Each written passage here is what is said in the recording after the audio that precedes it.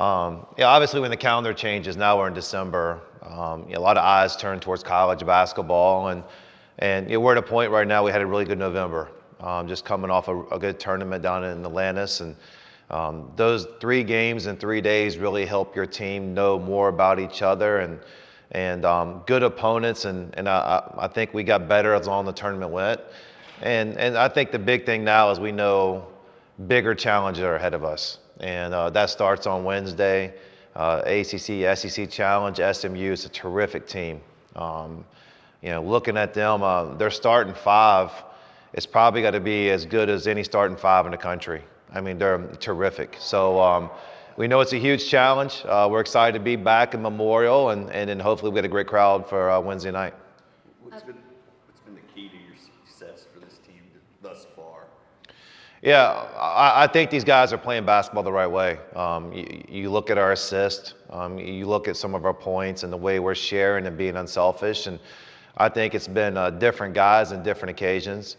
But I think the success we had so far is because we're unselfish and we care about the team, we care about winning. And things haven't got sideways there, so the main thing's been the main thing. Duke Miles was more of a role player at Oklahoma last year and has been one of your main scorers and ball handlers. How has he kind of made that transition and taken that step into being your kind of go-to guy? Yeah, I mean, I think Duke's taken what's been given to him. We knew he's capable of more than what he did last year. Last year he played with a lottery pick, and sometimes it's hard to be extremely successful and do a lot when you're playing with another really good player. But we've known him for a long time. We've known him at Troy. We knew him at High Point. And, we thought he'd be more featured and be used more in our offense. And I think that's been the big case. It hasn't just been the scoring. It's been the assists. It's been the playmaking. And he's a trusted guy on our team who's very intelligent. I think I've said it a number of times. And so the ball in his hands, he makes good decisions. Do you anticipate scoring 98 points a game out of the shoot, or is that just kind of a byproduct of the system? Didn't really even think about it. I think we played some fast-paced teams. We a lot of times you run into teams early in the season who the styles are so conflicting that one team's trying to run, the other team's trying to slow it down. It's been high-tempo games. We love it. The teams we played against have embraced that too. And the only time we did not play a fast-paced team was St. Mary's, and we were able to kind of dictate tempo in that one too. So you had a year under the SEC, or in the SEC under your belt now. This all prepares you for that. How do you anticipate this group, with their tempo and the style of play they have, translating into SEC play? Yeah, the thing about it, the honest answer, is I haven't thought 1 minute about SEC play. And November's a battle, 8 games. We got 5 games in December before we get the SEC. And the thing we talk about all the time around here is growth and get better. And I thought our defense took a step forward down in Bahamas, and got some more areas to go. We're still learning roles. We're still learning situations.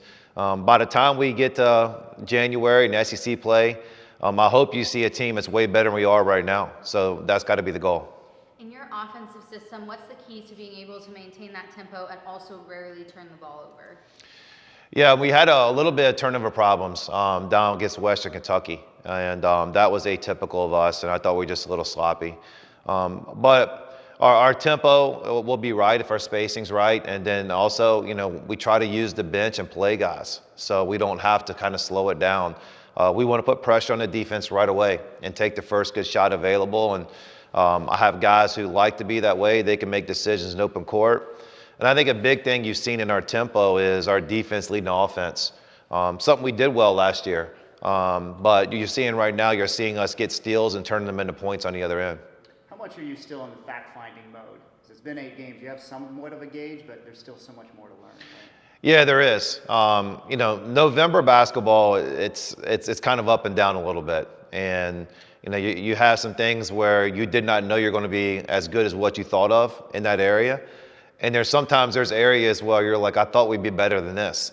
And so now I think you're still in December, you're still working on, your weaknesses. And I think you kind of get to January and February, you try to hide your weaknesses. Maybe if you had a chance to be able to fix them by then. So we're still at area growth right now, and we're still putting it together. Did you foresee this success this early? With this, what Chris just said, you get a whole new group basically. Yeah, I mean, I think right now you start seeing rankings and whether they're APs or analytics that got us up in a high ranking. And, as a coach, you really don't think of it when you're not ranked. And when you are ranked, you kind of stay the course. So our status with that is a number beside us or a number not beside us doesn't change who we are.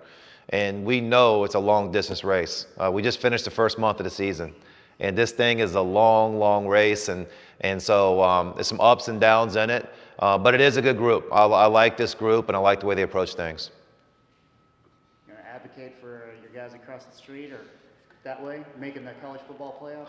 I'm probably way too involved in the college playoffs right now. I probably should just be more into basketball, but. I mean, just looking at what Vanderbilt's done, I think it'd be ridiculous to keep them out.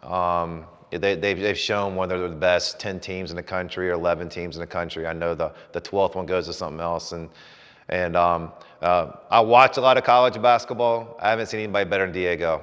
I mean, he makes everybody around him better. And I think he makes the other sports around here better. So it's not just a football team. I mean, he's special.